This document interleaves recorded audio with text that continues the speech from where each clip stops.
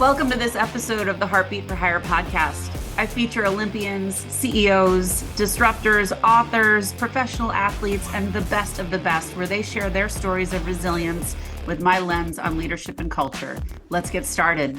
Welcome to this episode of the Heartbeat for Hire podcast. I hope you're ready for some laughs. I'm really excited to bring my guest to you today. Mary Lemmer is a creative, impact-driven entrepreneur consultant, startup advisor, humorist, and global speaker, helping speakers and companies innovate, navigate change, and thrive in an unpredictable world. She is the founder of Improv and designs and delivers engaging keynotes, offsites, trainings, and conference sessions. She brings 2 decades of experience as an entrepreneur, author, humorist, and recovering venture capitalist and startup unicorn director. She gave the TED Talk, How Improv Can Improve Your Leadership and Life, and has spoken at the Social Innovation Summit, TED Women TechCon, the Positive Business Conference, multiple years at the Agile Alliance Conference, amongst speaking and leading interactive and empowering sessions for hundreds of companies around the world. Welcome to the show, Mary. Oh my gosh, thank you so much for having me and for the obligatory intro that's always a little bit awkward to listen to. You know what? Telling you about yourself. I hope it's not awkward. It's pretty freaking great. So I'm excited to dig in. And, you and I met, and you cover one of my favorite topics, which is improv. And I cannot wait to dig in. But I always start the show the same way, and that is, would you please share your story so the audience knows who you are? Yeah, well, thank you. Well, my story starts it starts when I was born, obviously, but I think the most relevant story started when I started a gelato business when I was a teenager, and inspired by my Italian heritage and the fact that I couldn't get a job as a teenager because I didn't have job experience, and no one would hire me. I started this business with the support of my family, and little did I know that it would take me on the adventure that it did. And as a young entrepreneur, I didn't know what I was doing. I was figuring it out as I went along. And so a lot of things would happen that I couldn't predict. There was a lot of unpredictability and things that would go in my mind wrong, and that would really affect me. I experienced a lot of anxiety with those challenges. And so as I continued my career, I kept that thread of running this gelato business. I ended up working in venture capital and some of the things that you shared in my bio. And I hit a breaking point. I actually experienced anxiety to the point of panic attacks. And I had experienced one, and I was kind of like, I need to do something. This is not okay. And I took a break. And when I returned from that break, I decided to do something fun for me. And I had always kind of had an interest performing, even though I was definitely more on the introverted side of things. And I saw a local community improv class, and I signed up, and I remember walking in and feeling so relaxed, which may surprise some people when they think improv. They don't often think, oh, that's relaxing. But the whole principle of everything you do is okay. We're just kind of taking what is and building on it. There's no right or wrong. For me, my mind was always strategizing and kind of overthinking the way to position things and do things. And there was a right. And so that kind of gave me permission to just be. And it started to translate into my work and my life as an entrepreneur, where all of a sudden the gelato case would break. And though the gelato was melting, I personally wasn't having a meltdown. It was just okay, this is happening. How do I move forward? And so I found that the tools of improvisation, which are designed to help us improvise and handle anything on stage, really were translatable to handling anything as an entrepreneur, as a business leader, and a team. And so to make the longer story a little bit shorter, and I know we can get into some of the details of that, I, over the past 10 plus years, have bringing these worlds together of taking improv inspired techniques that are now evidence supported, research backed, and I've done this with tons of people, and bringing them into the offstage world. How do we use these to help us be better humans, better leaders, better teams? Because the world and work and everything is filled with change and uncertainty, and we're all figuring it out as we go along. So true. First, I want to just comment on the gelato thing, because I know this to be true because you and I spoke long before this call. This wasn't just a mamby-pamby, a cart. Like this was a legit business. And, explain, because I want the viewers to understand, like, you weren't just an ambitious teenager with a babysitting business for three houses, in your neighborhood. This was like a much bigger deal, Yeah, right? well, yeah, I mean, it did start as a cart, to be Yeah. fair, but like it started as a cart, and then people were like, "Where's your store?" And it was like, "Oh, maybe we should open a store." And we opened a store inside of a market, and then it was like, "Let's open our own store." And now there's a couple, there's a couple stores, and then there's like we're making pints and have a facility that makes gelato for food service and catering. So it definitely grew. I mean, it's still around, and my brother, who is my business partner, runs it and does a great job with that. And I'm taking the tools that helped me, in that Yeah. to other places. But yeah, I think if you would have asked me as a teenager if it would have gone beyond a cart, I would have been like, No no, way. probably not. You're But right. it in itself was an improvisation, right? Of just kind of Absolutely. figuring out as we went along and playing the scene we're Well, in, and and now here we are. the risk of starting a business that young isn't huge because, like, okay, well, I still have school, or there's not like now when you have responsibilities and bills, and you don't have the same freedom to Mm. explore and to be like, if it doesn't work, deal. When you're younger, you're a little more rubber. You can bounce back pretty fast.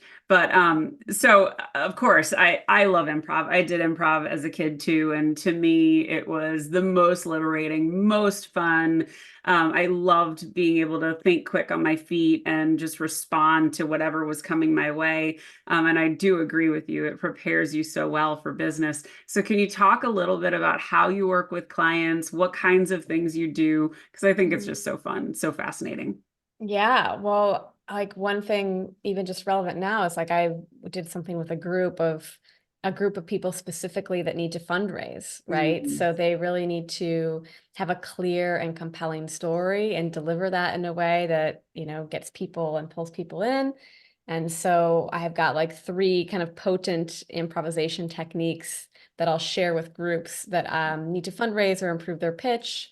And so I work with groups and organizations that have a specific kind of goal that they want to achieve, whether it's fundraising or they want to be more adaptable or creative, or they're going through, some sort of crisis, even I would say. Like, I think that's when these tools can be most applicable, is when something's not going as planned. Like, we'd love to be proactive about it, but sometimes, there's something that happened at the company that's quite tragic, or there's layoffs, or there's a market shift that we need to adapt to figure out how are we going to respond to that. So companies, organizations come to me as that person to support them through that change and mm, navigate that change in a strategic yet kind of way that it feels like you're eating candy that's packed with vitamins. It's not going yeah. to feel so hard and Yeah. important, and the stakes will feel less high, but even though they still are, right, we're dealing with high stakes situations, but in a way that addresses them in a place where you can come from a place of calm Hmm. and lightness, because that always goes better, and I can So help true.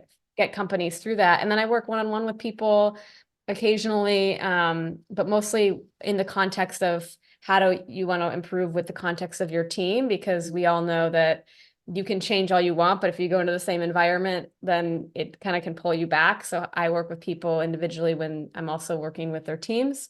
And so those are some different ways. I do a lot of conferences and offsites, just bringing some of these techniques again for groups to come together to really improve how they work together, their ability to Yeah. bounce back after difficult situations, and also prepare themselves to be more resilient and adaptable Yeah. in a world that's ever changing. So, who are the leaders that, and this is the part that fascinates me. I love leadership. I love to talk about leadership. Who are the leaders that are, I don't want to say humble enough, but self-aware enough that they need this kind of help? Because I think so many leaders Mm. feel like if I demonstrate that I don't know how to do something, that's a sign of weakness. But the Mm. best leaders are the ones who recognize they can't do it alone and they have a day job. So, who are the people that will call you up? Because I think a lot of people aren't like at ease with that whole just concept.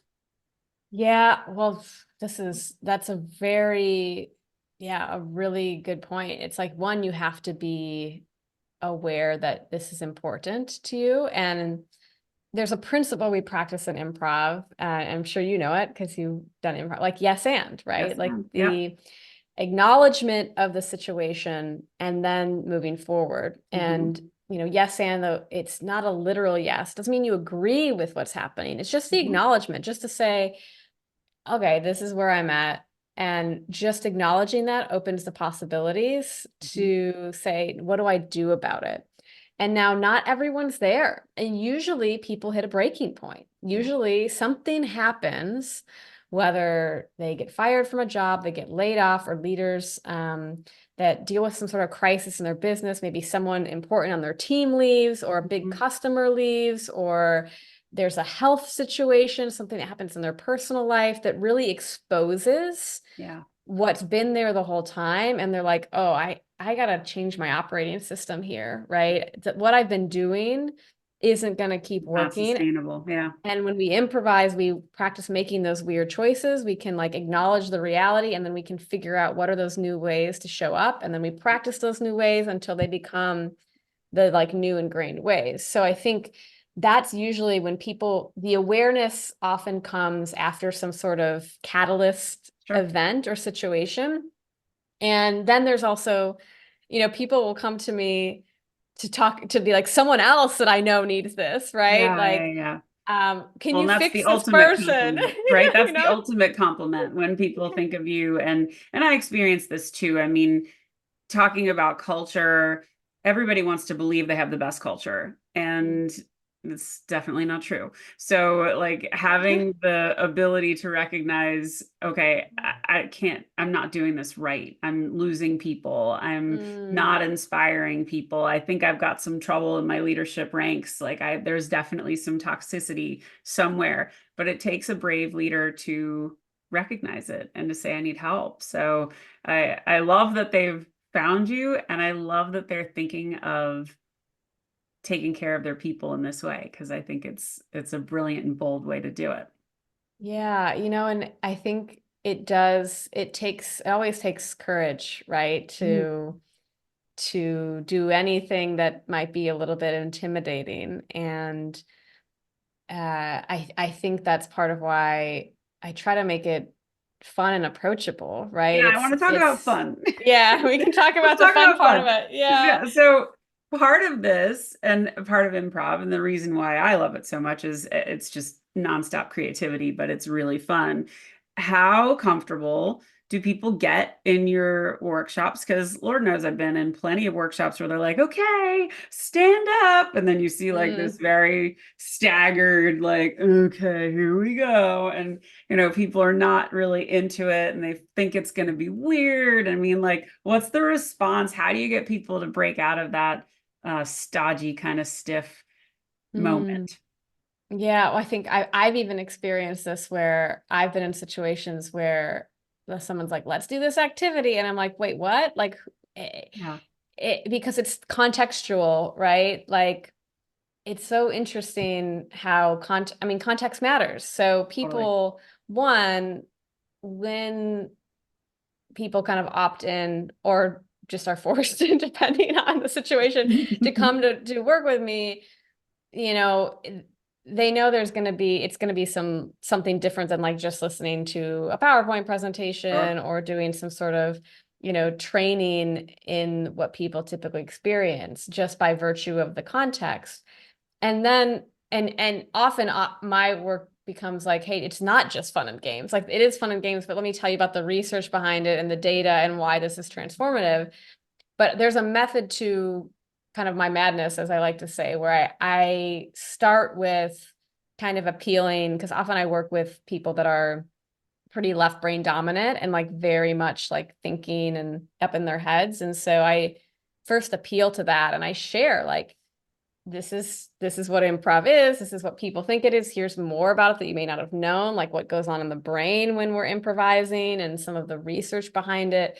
And then remind people that everyone has improvised, whether you've Totally. taken a class or not, whether you've ever performed or not. The fact that you are standing here today means that you as a human being have improvised in your life and your work, because everyone has experienced something that has not gone as planned, and that's Mhm. improvising. And so I think it disarms the like intimidation factor Yeah. of, oh, You've it's done this actually, you've before. done Yeah. this, you know Yeah. how to do this. And you don't, improv is not about being funny. It's about No. being real. Being funny will be a byproduct of it, because Yeah. being real and being honest is funny, and Yeah. we can use tools to heighten it to make it funnier if that's the objective. But really, all you need to do is show up as yourself, and Mhm. that's it. And what's hard about it is that we're not used to showing up as ourselves and being Right. accepted for it. So it's kind of going back to this, the mindset really of a child, of just being in that moment and not kind of worrying. And so we have a ritual we like to do where we fire the judge, and we literally fire the judge, because it's shown when improvising, the part of your brain that's responsible for judgment, the dorsolateral prefrontal cortex, is shown to decrease in activity. And the Mm. part of our brain that's responsible for language and creativity is shown to increase in activity. And Mm. so that this little kind of like you're fired moment where we fire the judge gets everyone in that space of like, okay, I'm gonna like quiet that. I don't need this right now. Yeah. And of course the judge pops back up, and we have to Yeah. kind of, but that's also a yes and moment of acknowledging it's there and moving forward. So I think that whole prelude before we do any sort of Hmm. activity, we're setting the table for the meal we're going to have. We're saying, here's kind of what we're going to do and why we're going to do it. And at that point, it kind of disarms, it makes the environment a little more psychologically safe. So the Yeah. stakes are a lot lower. And then also people are like, they understand why we're doing it, because Yeah. just doing these activities without that context is like, why am I doing this? So I think Hmm. that's really how it works, in a nutshell. Are you ready to elevate your leadership style and create an exceptional workplace that stands out from the crowd? I'm here to introduce you to a game-changing resource that will transform the way you lead and shape your company culture. It's time to embrace the power of top-down culture. This practical guide empowers your leadership for lasting success, helping you create a workplace where everyone thrives. Get top-down culture today, and let's reshape the future of leadership together. And what is the response post working with you? I would imagine you get to see a bit of transformation. So what happens to people? Oh my gosh. Well, I just got off of doing this, specific fundraising workshop, and like people are like, what? Like 5 minutes, literally, and shifts from what it was, what it is, and just using these little, very fun, very funny techniques with like, oh my God, my pitch is so much better. So those are some of my favorites. Not everything is that quick. Yep, And obviously it's like going to the gym and working a muscle. You have to you keep bet. working it to keep it up. But I love, right after even just one session to see that, oh, like that insight, Yeah.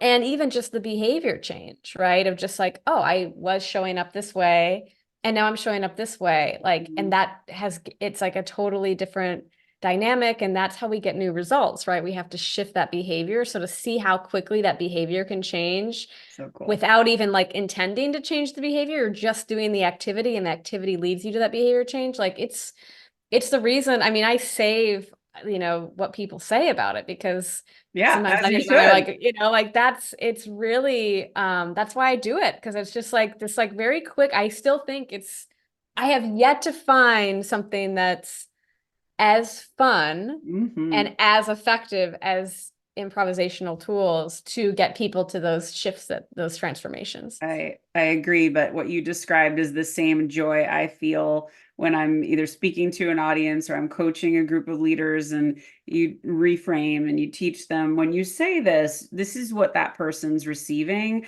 but if you say it this way, they feel inspired, not manipulated. They feel empowered, not, micromanaged, and they're like,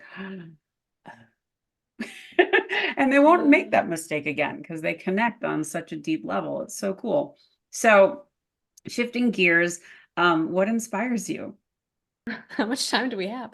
That's a really big question. I mean, I draw inspiration from like everywhere. I think people inspire me, stories inspire me. I think, just being in nature inspires me. I am the kind of person that I think every moment there's some sort of something that can like draw that in. But Yeah. I think it boils down to ultimately like stories and experiences and moments, like moments inspire me. And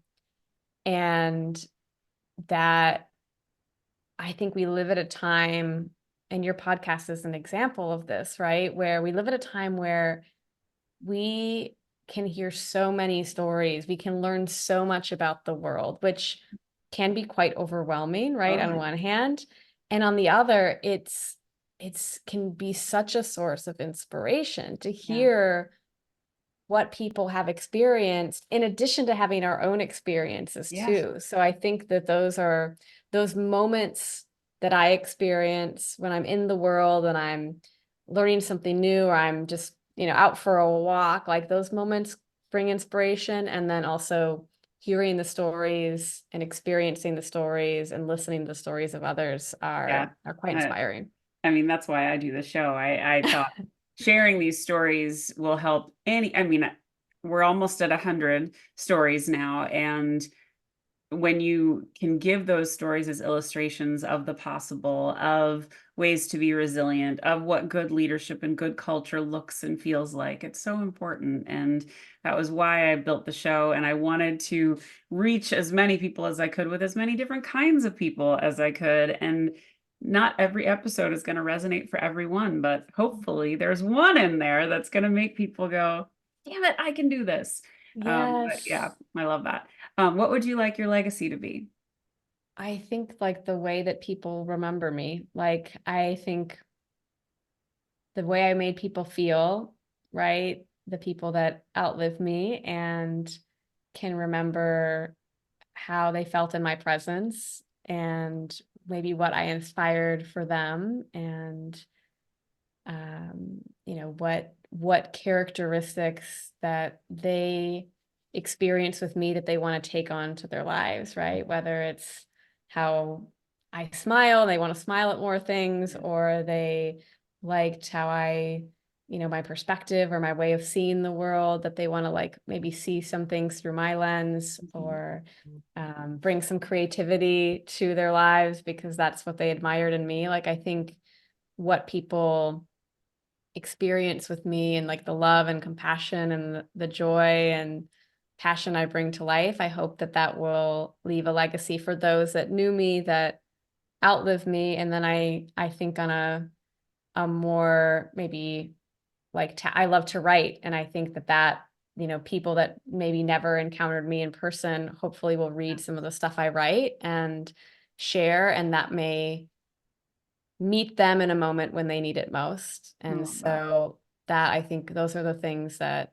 I hope to leave behind for people. That's amazing. Well, you're already on your way, so congrats.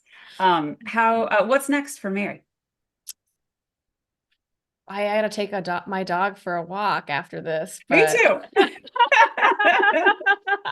so that's like literally next, and maybe some lunch.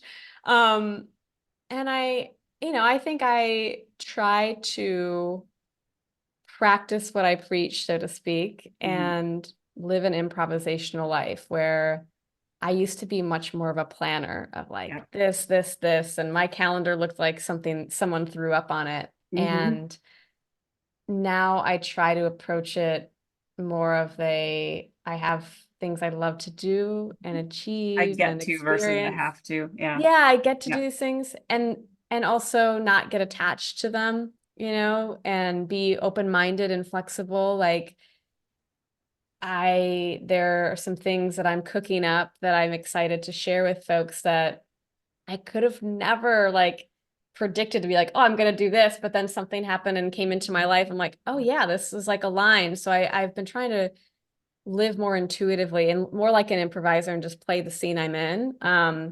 Though I will say that as I mentioned, I love to write, and I am working on a book that I hope to be able to share with everyone listening here and more in the coming year, I guess. And it, of course, will be something that I hope will inspire people for years to come. And that is something that I'm working on now. I'm playing that scene, and we'll see what comes from that and when it's available. But that's certainly on the docket Well, I right can't now. wait. I can't wait for it to come out. And then you get to say, I'm an author, and no one can Yeah. take that away from you, which is very, very cool. I speak from experience on that. Yeah. How can people find you?